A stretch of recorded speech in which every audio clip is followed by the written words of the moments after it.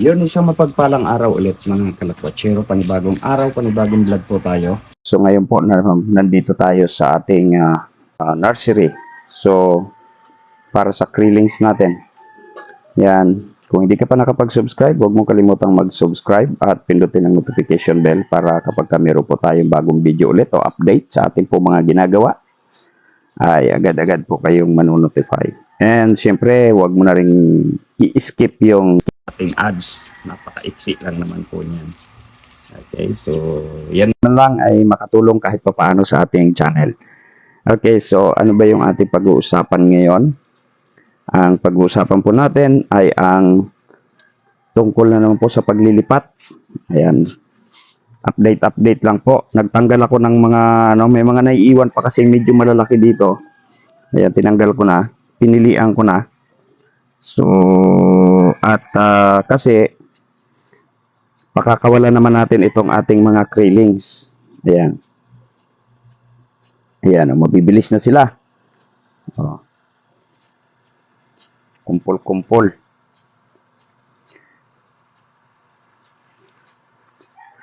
At napansin lang kasi namin dito, napansin ko dito sa nursery, ang dami na nito eh. Siguro mga 200 to 300 dapat ang laman nito.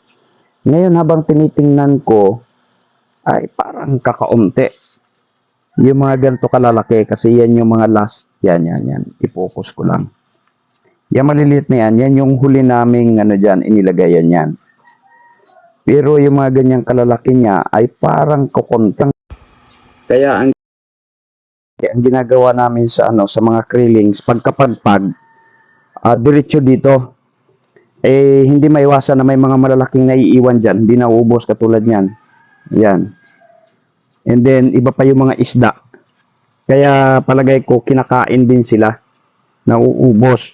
So, ginawa ko rito ngayon, itong mga 4 days na to rito.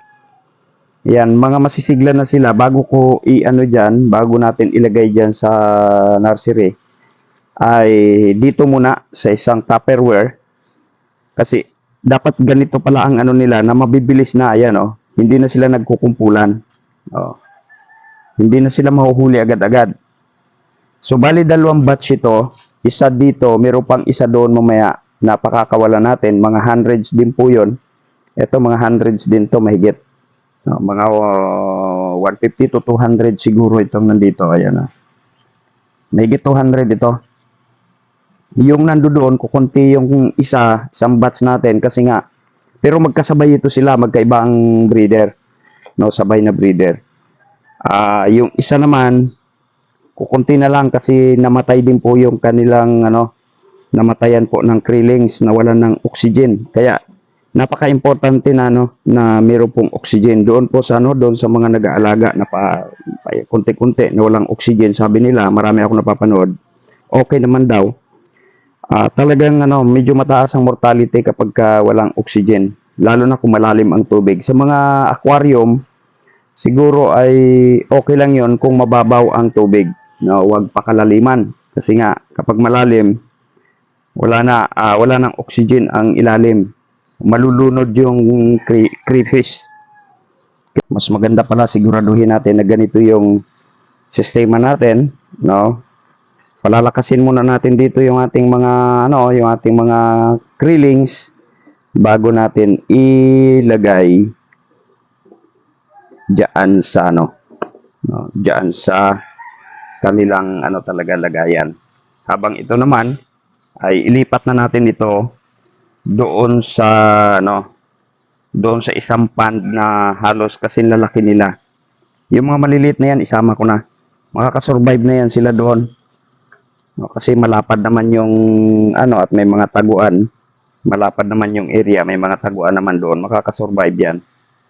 Tsaka ang ginagawa ko nga pala marami kasing halos karamihan na nag-aalaga. Gabi lang sila nagpapakain. Pero ako nagpapakain ng umaga at saka gabi. Kasi napapansin ko kapag nagbigay ako ng pagkain sa mga isda, ay naglalabasan din sila. Kaya ang ginawa ko ay pinakain ko na rin. Pinakain ko na rin sila ng umaga at saka gabi. So ayun, ang naging resulta, yung ating mga krillings ay mas mabilis lumaki. Yung aking mga 3 months old dyan ay yung 3 months old, siguro mga 3.5 to 4 inch. 4 inches meron na po tayo doon sa ating sa ating mga first batch. Kasi nga maga hapon, tapos ito pa, itong mga krillings na to, nakita niyo to. Yan. Ito ay super worm. Ito mga krillings, pinapakain din namin ng super worm. Yung malalaki hindi na kasi kukunti lang yung super worm natin. Yan. So ito yung mga pinapakain natin sa mga tawag dito. Maglalagay nga tayo ulit ng isa.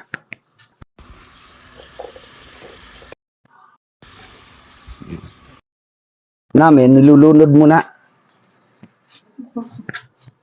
Yan. Lunurin muna natin. Uy, asan yung malaki? Hanap tayo ng medyo malaki Yun. Pitik-pitik man. Yan. Nalunod na. Takpitan yan.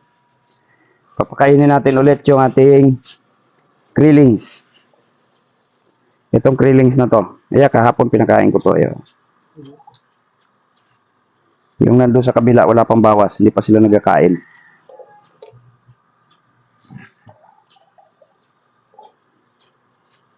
Ito malakas na kumain, pati sa dahon kumakain na sila. Dahon ng talisay po yan. Ayun, namatay na.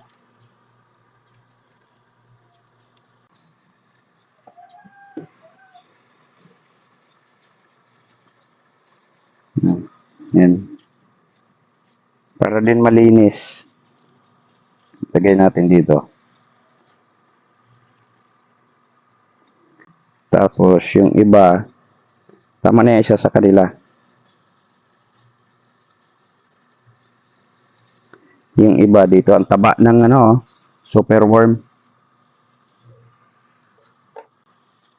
Dito na. Isa sa pinakamabilis din magpalaki ng ating mga krillings ay kumiro nga super worm.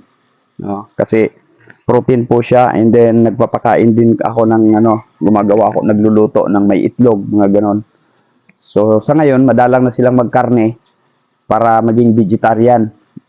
Ang pinapakain namin ay mas marami kamote, talbos ng kamote, at saka yung talbos ng alugbati. Okay? So ito, na natin to. Lagay ko na ito doon. Siyempre ulit, ugaliin natin na mag-acclimate. Sabi ko nga, acclimation lagi kahit man magkalapit sila pero magkaibang tubig, magkaibang temperature. So kaya ang gagawin natin, acclimation. Tara, samahan nyo ako doon. Doon mo natin to ilagay. Ayan nga pala mga kalakwatsero, dinala ko na dito yung isa nating krillings. Yan. Ito yung isa. Bibitawan ko na ngayon to.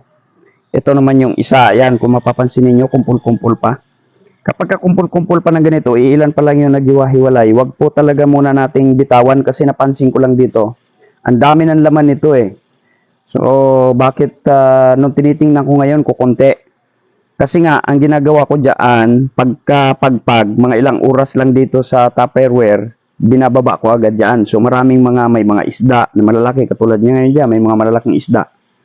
Tapos may malalaking krillings na na yung mga 1 to 2 inches ay posibleng nakain.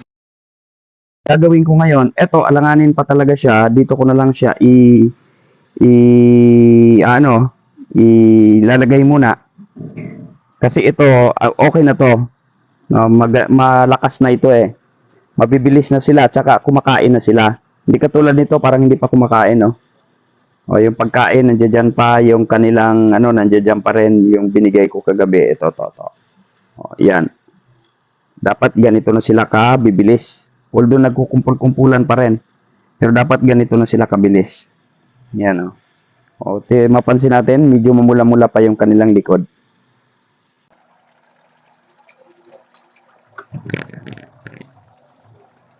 Ayan, ito yung ating paglalagyan dito sa mga ganito kalaliit.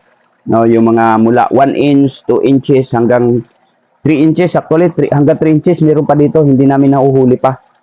Kasi yung mga 3 inches dapat ilipat na namin doon sa breeder room, pond, breeder pond. Pero hindi namin nahuhuli pa yung iba rito.